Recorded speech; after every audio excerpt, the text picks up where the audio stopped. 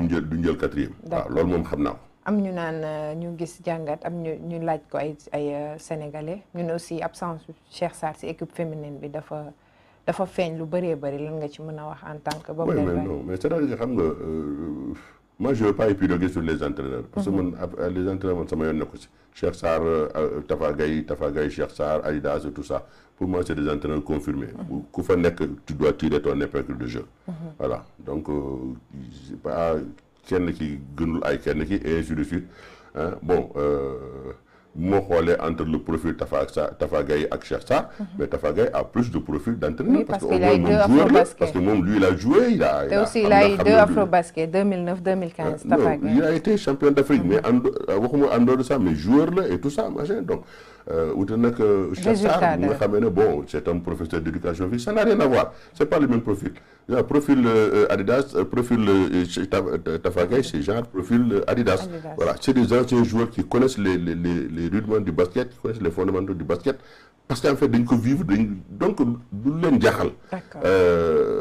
Mais moi, je dis pour le cas d'Assou Traoré, c'est une erreur. Le Sénégal a péché. Le Sénégal a péché parce que Assou Traoré warul woon génne nii. Et aussi nan nga gisee woon choix bi Moustapha Gaye def génne listam ba pare génnewaat benn joueur dugalaat. Ah ça c'est son choix. Bon ça vraiment je ne loolu du ma si def commentaire. C'est son choix.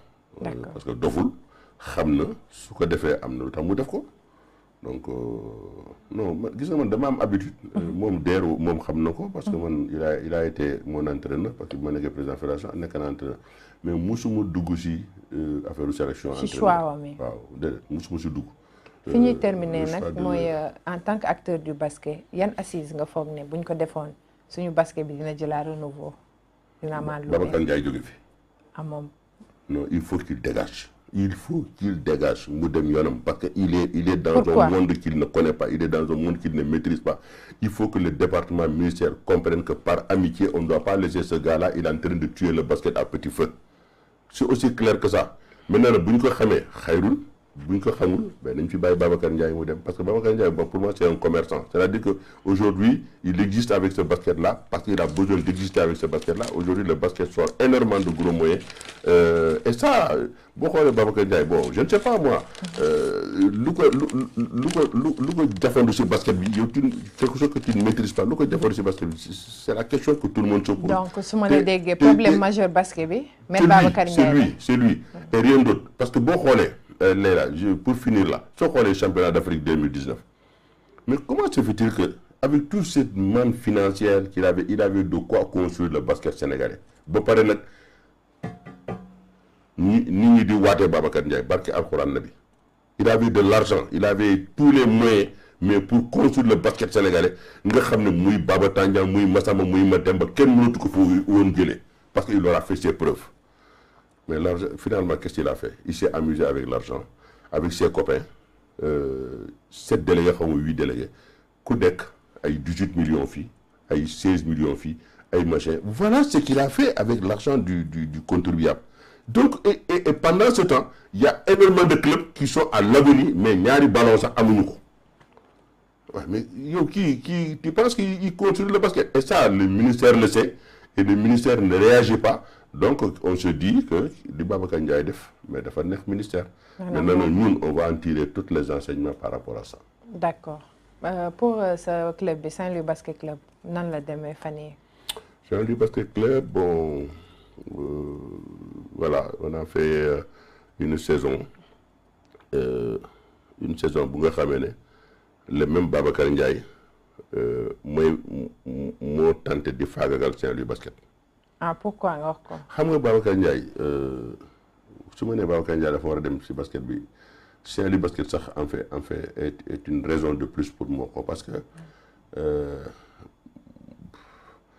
xam nga lu ma mënul accepter à Saint-Louis c'est-à-dire que Saint-Louis on a fait beaucoup d'efforts xam nga Saint-Louis suñu budget ren ñaata la woon 110 millions 110 millions lañ def si biir basket bi. Donc problème yi ñuy dégg au niveau Saint-Louis Basket Club loolu nan lay demee dañ naan des fois y a des problèmes financiers. musul am problème financier mënoo ma si wax benn Saint-Louis Basket tous les clubs tous les joueurs ont été payés normalement chaque fin du mois. seen transport seen lépp dafa seen lépp tout a été payé seen transport tout a été payé seen lekk seen logement seen billet d'avion et tout ça tout le monde joueurs yi ñu amoon ñoom ñëpp bi ñuy ñibbi ñoom ñëpp dañ leen jël seen billet xam on n'a pas eu ce problème là ñoom ils te le diront pas xam foo jëlee information boobu mais man musuma ko dégg c'est vrai que musuma dégg loolu mais on peut pas dépenser autant d'argent ba pare avoir une fédération qui décide foo war a yem parce que tout le monde a vu ici demi-finale Saint-Louis Basket Club contre Duc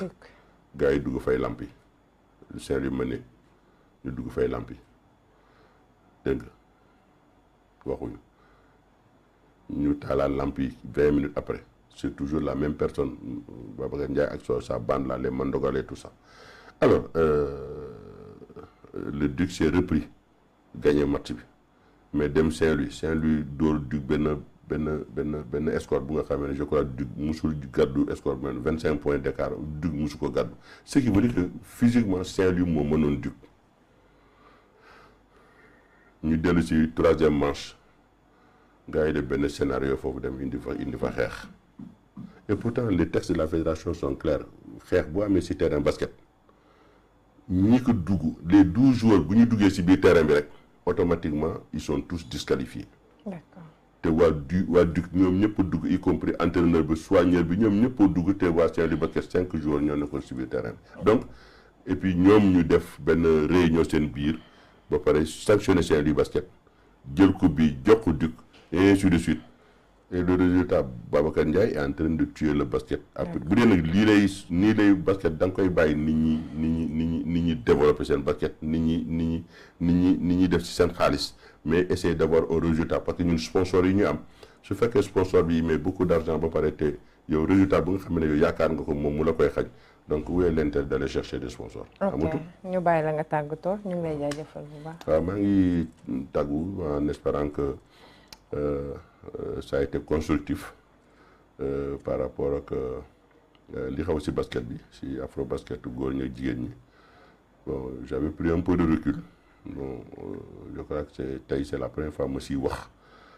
pour wax na rek le basket est en train de mourir à petit feu à cause de Babacar Ndiaye maintenant nag nit ñi buñ ko gëmee c'est bon buñ ko gëmul ñu seetaan parce que jamais au grand jamais musuñu xalaat ne que Sénégal day nekk ci au pied du podium c'est-à-dire ay 4e place loolu depuis 1966 kenn mënu ko woon gént Babacar Ndiaye def na ko et il en est content parce que il pense qu'il a fait un bon résultat alors on va voir au prochain Afrobasket fu mu jël tant que bu jëlul ndàcc bu jëlee ndàcc maintenant nag les Sénégal comprendront. d'accord ñu ngi lay jaajëfal bu baax a baax ci invitation bi aussi Baba Tandian ñu ngi remercier internet Sénégal 7 yëpp aussi ñu am triste nouvelle lool sax ki nga xamante ni mooy ancien coach Joseph Koto moo wàññeeku léegi ne ñu ngi jaale famille am yëpp ak monde sportif mu profito vraiment nouvelle bu naxari ngeen ñu jox man dama tiit sax je crois que quelque part bi ma joxe information boobu sax dafa wàññi sax suma xadar suma dangar par rapport ak émission bi ni ma ko bëggoon a démarrer mais décès Joseph Koto lu ma naqari la lu ma metti la parce que Joseph Koto en dehors que suma xarit la mais suma dëkkandoo la guddi gu nekk ñun ñooy daje kër Usu Bonde di ci buntu kër yi foofu parce que suma kër ak kër Usu Bonde suma kër ak këram c'est distant de 250 mètres 300 mètres donc tous les soirs dañuy daje di waxtaan donc vraiment un gars bien est parti. ndeysaan ñu ngi koy jaale bu baax a baax jaale famille am jaale ko jabaram doomam xaritam monde sportif yëpp am nañ daj tey dans le monde sportif. d'accord ñu ngi leen di jaajëfal bu baax jox leen rendez-vous ci beneen numéro ak beneen invité.